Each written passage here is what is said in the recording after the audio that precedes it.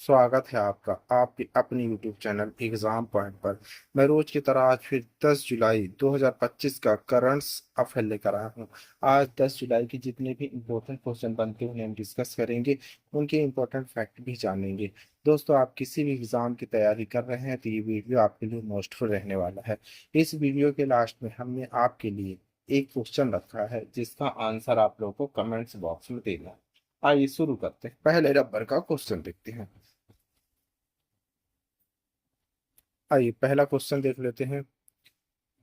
Confessions of A Shakespeare addict पुस्तक के लेखक कौन है? सही आंसर है B, V S Ravi ji. की पॉइंट लिखते हैं। वी एस रवि एक सेवानिवृत्त आईपीएस अधिकारी ने अपनी पुस्तक जिसका शीर्षक confession of A Shakespeare acting है लॉन्च की है। इस लॉन्च में सम्मानित अधिकारी और साहित्य प्रेमी शामिल हुए हैं। यह पुस्तक वी एस रवि की आजीवन रुचि और शेक्सपियर के प्रति जुनून को दर्शाती है। इस पुस्तक को उन कई लोगों ने सराहा जिन्होंने शेक्सपियर के कार्यों के प्रति उनकी प्रशंसा को साझा किया है। आइए दूसरे नंबर का क्वेश्चन देखते हैं। विश्व ग्रामीण विकास दिवस पहली बार 6 जुलाई 2025 को मनाया गया। किस संगठन ने विश्व ग्रामीण विकास दिवस का नेतृत्व किया है? सही आंसर है बी, संयुक्त राष्ट्र का। की पॉइंट रखते हैं। पहला विश्व ग्रामीण विकास दिवस 6 जुलाई 2025 को मनाया गया था। यह एक वैश्विक पहल है जिसका उद्देश्य ग्रामीण समुदाय में रहने की स्थिति को उजागर करना है। यह दिवस संयुक्त राष्ट्र यूएन द्वारा चलाया जाता है। यह पहल संयुक्त राष्ट्र के प्रस्ताव पर आधारित है जो प्रमुख विकास कार्यों पर केंद्रित किया गया है। आइए आगे बढ़ते हैं। तीसरे नंबर का क्वेश्चन देखते हैं। Super United rapids and Blitz किसने जीता है? सही आंसर है सी, मैग्नस कार्लसन जी ने। की पॉइंट। मैग्नस कार्लसन ने आर प्रज्ञानंदा के साथ अंतिम दौर से ड्रा किया। Super United rapid and Blitz 2025 जीता। यह आयोजन 2025 ग्रैंड चूज टू ए हिस्सा है जाग्रेब क्रोएशिया में आयोजित किया गया था। यह 2025 ग्रैंड चूज टूर का तीसरा आयोजन था। ग्री एडी विश्व चैंपियन कुल मिलाकर तीसरे स्थान पर रहे। 19.5/36 के साथ बिल्टस के दूसरे भाग में 4.4-9 स्कोर करने के बाद। आइए आगे बढ़ चलते हैं। चौथे नंबर का क्वेश्चन देखते हैं। सबसे मूल्यवान आईपीएल फ्रेंचाइजी कौन सी टीम बन गई है? सही आंसर है सी, रॉयल चैलेंजर्स बेंगलोर। की पॉइंट देखते हैं। रॉयल चैलेंजर्स बेंगलोर आरसीबी सबसे मूल्यवान आईपीएल फ्रेंचाइजी 2025 में बन गई। अपना पहला आईपीएल खिताब 18वें सीजन के जीतने के बाद आरसीबी का ब्रांड मूल्य अब 669 मिलियन है। चेन्नई सुपर किंग्स सीएसके जो 3 साल के अधिक समय तक इस सूची में सबसे आगे थी, 3 साल से अधिक समय तक शीर्ष पर रहने के बाद तीसरे स्थान पर आ गई जिसका मूल्य 325 मिलियन है। मुंबई इंडियंस एमआई अब दूसरे स्थान पर है जिसका मूल्य 242 मिलियन है। आइए आगे बढ़ते हैं। 5वें नंबर का क्वेश्चन देखते हैं।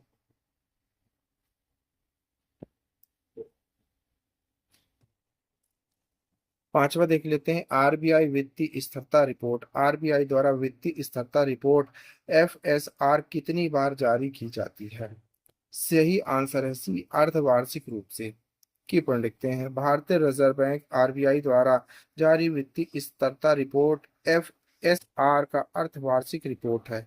यह भारत की वित्तीय प्रणाली के एसडीपी उप समिति के सामूहिक विचार को दर्शाता है और भारत की वित्तीय प्रणाली के लचीलेपन स्थिरता के जोखिम को दर्शाता है। भारत का सकल घरेलू उत्पाद जीडीपी 2024-25 में 6.5 की वृद्धि हुई जो प्रमुख अर्थव्यवस्थाओं में से अधिक है। आइए 6वें नंबर का क्वेश्चन देख लेते हैं।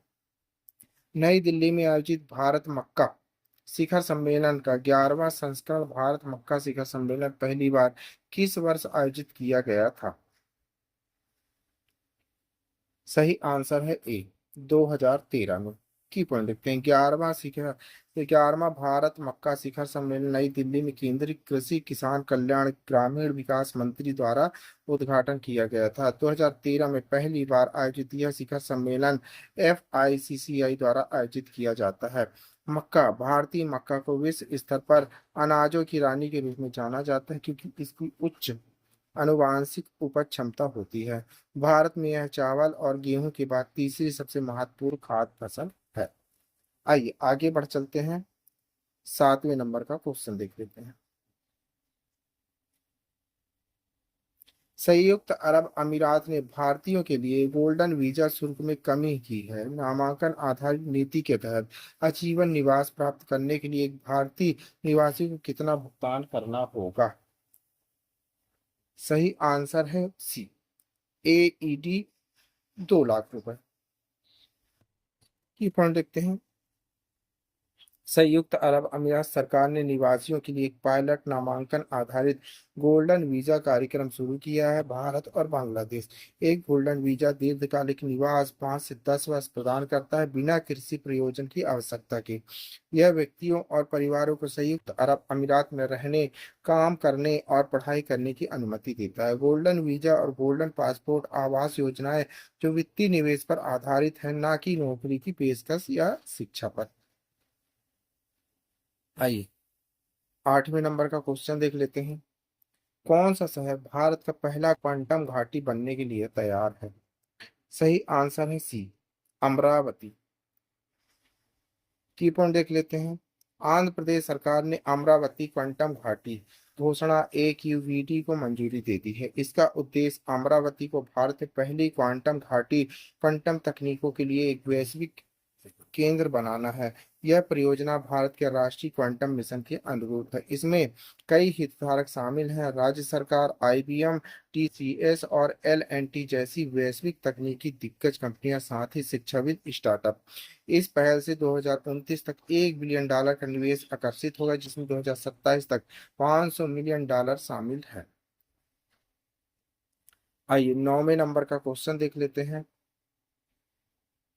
राष्ट्रीय जनता दल RJD के राज्य उपाध्यक्ष चारुपारा रवि का निधन किस आयु में हो गया है? सही आंसर है सी, 77 वर्ष की आयु में। की पॉइंट देखते हैं। राष्ट्रीय जनता दल के उपाध्यक्ष और प्रतिबद्ध समाजवादी नेता चारुपारा रवि का मंगलवार को 77 वर्ष की आयु में निधन हो गया। वे तिरुवनंतपुरम के एक निजी अस्पताल में इलाज के दौरान अंतिम सांस ले रहे थे। समाजवादी विचारधारा के प्रति उनकी अटूट निष्ठा के लिए उन्हें पहचाने जाने वाले रवि अपने निधन के समय पार्टी की सांसदीय बोर्ड के अध्यक्ष पद पर भी कार्यरत थे। चारुपारा रवि ने अपना राजनीतिक जीवन बहुत ही कम उम्र में शुरू किया। महज 18 वर्ष की आयु से ही वे जनता दल संगठनों से सक्रिय रूप से जुड़े रहे और आम आदमी की आवाज बुलंद करते रहे। आइए आगे बढ़ते हैं, 10वें नंबर का क्वेश्चन देख लेते हैं। एशिया की सबसे बुजुर्ग जीवित हाथनी वत्साला का निधन कब हो गया है? सही आंसर है डी, 8 जुलाई 2025 को। की पॉइंट देखते हैं। वन्य जीव प्रेमियों, वन अधिकारियों और देश भर के नागरिकों के लिए एक बेहद भावनात्मक क्षण है में एशिया की सबसे बुजुर्ग जीवित हाथनी वात्साला ने मंगलवार 8 जुलाई 2025 को मध्य प्रदेश के पन्ना टाइगर रिजर्व में अंतिम सांस ली। माना जाता है कि वात्साला की उम्र 100 वर्ष से अधिक थी, जो एशियाई हाथियों के लिए एक दुर्लभ और असाधारण आयु है। उनका निधन एक युग का अंत है, एक ऐसी जिंदगी का समापन जो पीढ़ियों तक फैली रही और जो मानव और वन्य जीव के बीच संवेदनशील समझ का प्रतीक बनी रही। हथनी को केरल से नर्मदापुरम लाया गया था और बाद में पन्ना टाइगर रिजर्व में स्थानांतरित किया गया। उसका अंतिम संस्कार पन्ना टाइगर रिजर्व के अधिकारियों और कर्मचारियों ने किया है। आइए आगे बढ़ते हैं, 11वें नंबर का क्वेश्चन देख लेते हैं।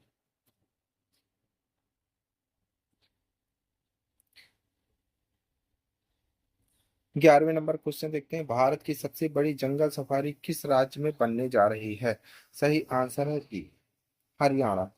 हरियाणा के CM कौन है? नायब सिंह सैनी जी, याद रखिएगा। इसके पहले मनोहर लाल खट्टर थे, वो ऊर्जा मंत्री हैं। आइए की पॉइंट देखते हैं। हरियाणा सरकार ने 6 जुलाई 2025 को घोषणा की कि वह आरावली की पहाड़ियों में एशिया का सबसे बड़ा जंगल सफारी बनाएगी। यह परियोजना लगभग 10,000 एकड़ वन भूमि फैले होगी। इसका मुख्य उद्देश्य वन्य जीवों और प्रकृति का संरक्षण करना है, साथ ही पर्यटन को बढ़ावा देना है, स्थानीय लोगों को रोजगार के लिए नए अवसर पैदा करना भी। यह कदम भारत में पर्यावरण संरक्षण इको पर्यटन को मजबूत करने की दिशा में एक महत्वपूर्ण पहल मानी जा रही है। आइए आगे बढ़ते हैं। 12वें नंबर का क्वेश्चन देख लेते हैं।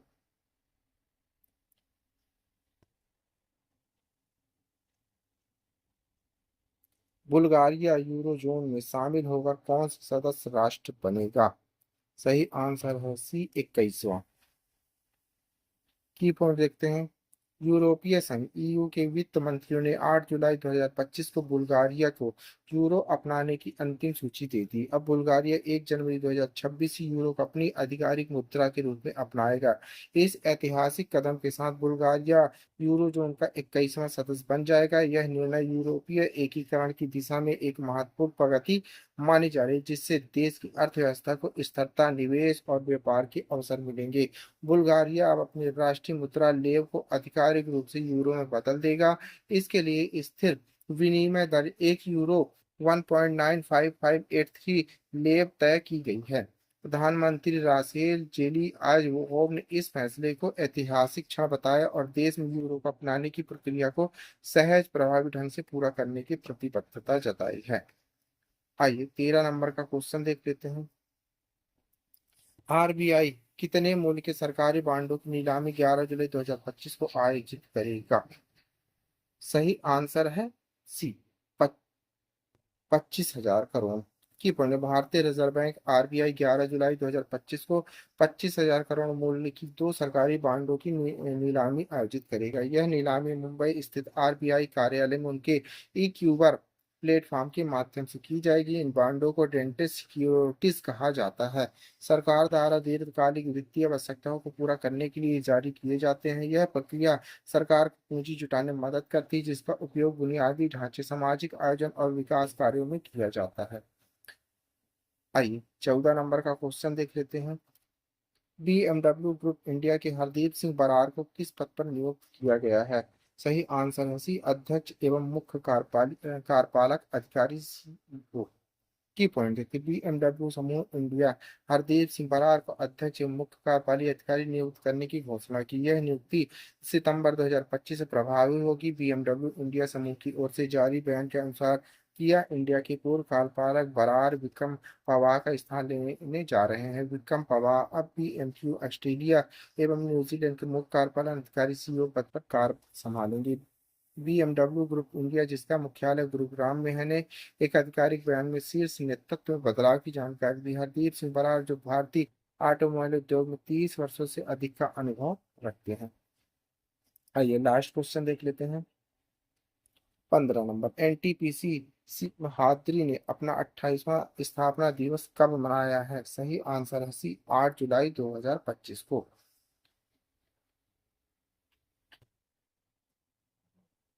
की पॉइंट देख लेते हैं। भारत के मुख्य ताप विद्युत केंद्रों में से एक एनटीपीसी सह्याद्री ने मंगलवार 8 जुलाई को आंध्र प्रदेश के अनकापल्ली जिले के परवाड़ा स्थित अपने प्रशासनिक परिसर में 28वां स्थापना दिवस उत्साह पूर्वक मनाया। यह अवसर लगभग 3 दशकों सेवा, नवाचार, समुदाय केंद्रित विकास को समर्पित कर रहा है, जिसने देश की ऊर्जा आवश्यकताओं को पूरा करने में अहम योगदान दिया। कार्यक्रम की शुरुआत एनटीपीसी सियाती के कार्यकारी निर्देशक परियोजना प्रमुख सीमा शर्मा द्वारा ध्वज फहराने एनटीपीसी गान की प्रस्तुति हुई। इस गरिमामयी क्षण में कर्मचारी, अधिकारी और आमंत्रित अतिथियों ने भाग लिया, जिससे संगठन की एकता और भावना को बल मिलेगा। आइए आपके लिए क्वेश्चन है। इसी क्वेश्चन का आंसर आप लोगों को कमेंट्स बॉक्स में देना है। क्वेश्चन देख लेते हैं। शिशुओं और बहुत छोटे बच्चों के लिए स्वीकृत नई मलेरिया की दवा का नाम क्या है? मलेरिड रीडेक्स को आंटम आर्टमैक्स नेवा न्यू। दोस्तों इस क्वेश्चन का आंसर आप लोग को कमेंट्स बॉक्स में देना है। आंसर आप लोग कमेंट्स बॉक्स में जरूर दीजिएगा, भूलिएगा नहीं। आप पढ़ रहे हैं 10 जुलाई 2025 का डेली करंट अफेयर्स। दोस्तों आप किसी भी एग्जाम की तैयारी कर रहे हैं तो ये वीडियो आपके लिए मोस्टफुल रहने वाला है। इस वीडियो की पीडीएफ डाउनलोड करने के लिए आप हमारे टेलीग्राम चैनल एग्जाम पॉइंट पर जाकर वहां से पीडीएफ डाउनलोड कर सकते हैं। Thank you for watching my video. इस वीडियो को ज़्यादा से ज़्यादा शेयर करें, लाइक करें, कमेंट करें। Thank you.